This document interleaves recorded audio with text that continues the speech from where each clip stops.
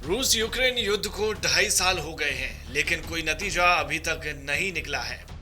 दोनों देशों ने खूब गोला बारूद का इस्तेमाल किया, लेकिन किसी की हार या जीत अभी तक इस युद्ध में नहीं कही जा सकती।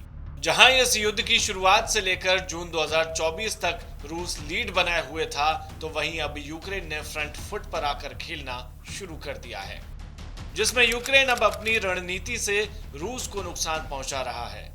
यूक्रेन ने रूस के 1000 किलोमीटर इलाके पर कब्जा कर लिया, जिसके बाद रूस बौखला उठा है।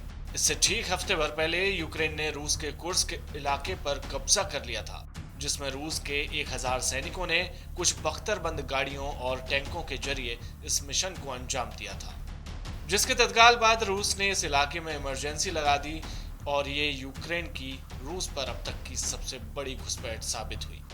वहीं मीडिया रिपोर्ट्स के मुताबिक 1000 किलोमीटर रूस के अंदर तक घुसकर यूक्रेनी सेना ने जो किया है, वो अब तक की सबसे बड़ी कार्रवाई है जो यूक्रेन के द्वारा रूस के खिलाफ की गई है। यूक्रेन के इस दूसरे अटैक से रूसी राष्ट्रपति व्लादिमीर पुतिन बौखला उठे हैं। उन्होंने तत्काल यूक्रेनी सेना को खदेड़ने के आदेश जारी कर दिए। इसके लिए उन्होंने रूस के सबसे खतरनाक में से एक Mi-28 हेलीकॉप्टर को भी तैनात कर दिया है।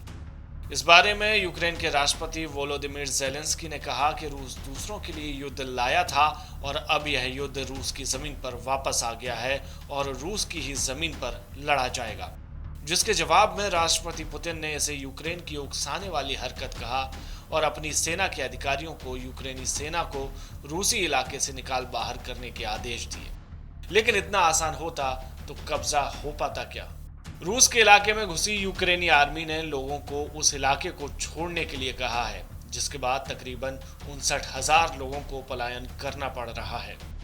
इसी बीच कुर्स्क के वर्किंग गवर्नर अलेक्सेई स्मिरनोव ने राष्ट्रपति पुतिन के साथ मीटिंग में कहा कि कुर्स्क इलाके के 28 गांव यूक्रेनी सेना के कब्जे में आ चुके हैं, जबकि 12 लोगों की जान चली जाने की खबर है।